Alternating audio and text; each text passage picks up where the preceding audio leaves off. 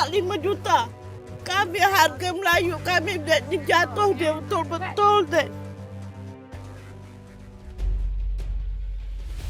Terungkap ada kepentingan politik di balik peristiwa Rempang. Mau tak ada kami. Kami tak ada, ini kampung nenek moyang kami, Dek. Pulau Rempang, Batam, Kepulauan Riau adalah tempat yang pernah gemerlap dengan aktivitas harian yang tenang. Namun dalam beberapa waktu terakhir, sebuah konflik yang misterius telah melanda. Kekerasan, pemindahan paksa dan ketidaksepakatan masyarakat setempat telah membuat banyak pihak meradang. Tidak hanya itu, peristiwa ini menunjukkan bahwa kita telah melangkah kembali ke masa-masa gelap di masa sebelum reformasi. Wakil Ketua Eksternal Komnas HAM RI Abdul Haris Somendawai mengungkapkan ketidaksetujuannya atas perkembangan terbaru ini.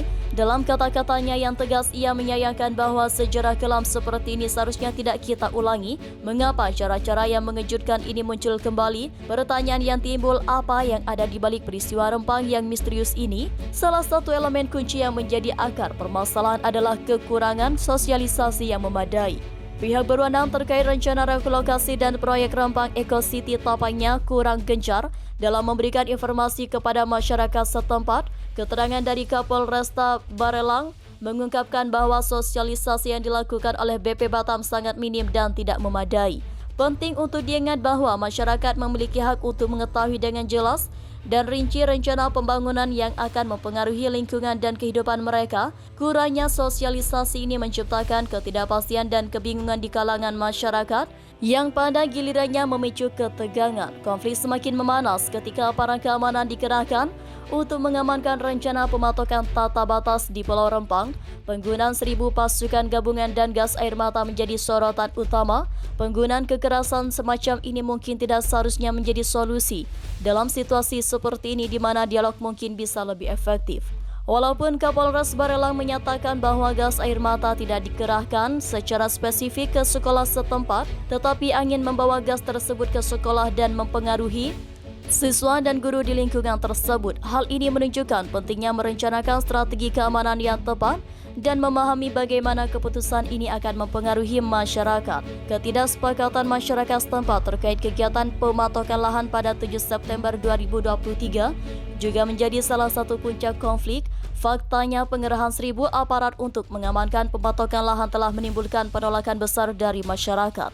Ini menunjukkan bahwa masyarakat merasa bahwa kepentingan dan kekhawatiran mereka tidak diperhatikan oleh pihak berwenang. Namun pernyataan besar adalah apa yang ada di balik perlawanan dan ketidaksepakatan ini. Adakah faktor-faktor lain yang mempengaruhi situasi ini? Untuk menjawabnya, kita perlu melihat lebih dalam ke dalam faktor-faktor sosial, ekonomi, dan politik yang mungkin memiliki peran dan konflik ini. Sebelum konflik ini terjadi, bagaimana kondisi sosial dan ekonomi masyarakat setempat? Apakah ada ketidakpuasan ekonomi atau kesengajaan sosial yang mungkin menjadi faktor pendorong?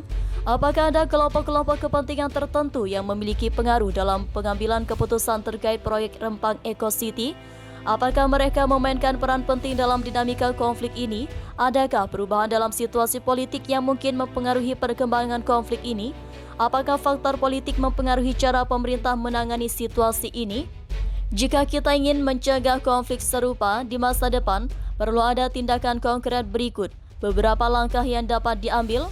Pemerintah dan pihak terkait harus melakukan sosialisasi yang lebih mendalam dan transparan kepada masyarakat setempat. Masyarakat harus diberikan pemahaman yang lebih baik tentang rencana pembangunan. Masyarakat setempat harus diikutsertakan serta secara aktif dalam proses pengambilan keputusan terkait pembangunan.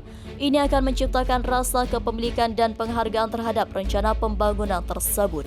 Pemerintah dapat melakukan audit sosial untuk pemahaman lebih dalam kondisi sosial dan ekonomi masyarakat yang akan terkena dampak pembangunan.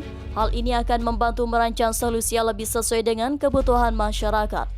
Pelatihan dalam penanganan konflik dan pemahaman hak asasi manusia harus diberikan kepada aparat keamanan.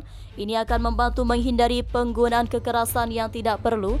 Pihak berwenang harus terbuka terhadap masukan dan kritik dari masyarakat.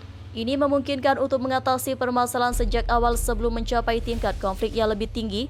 Pemerintah harus memperkuat regulasi terkait dengan pembangunan dan pengambilan keputusan yang mempengaruhi masyarakat. Ini termasuk prosedur yang jelas untuk mengatasi konflik dan melindungi hak-hak masyarakat.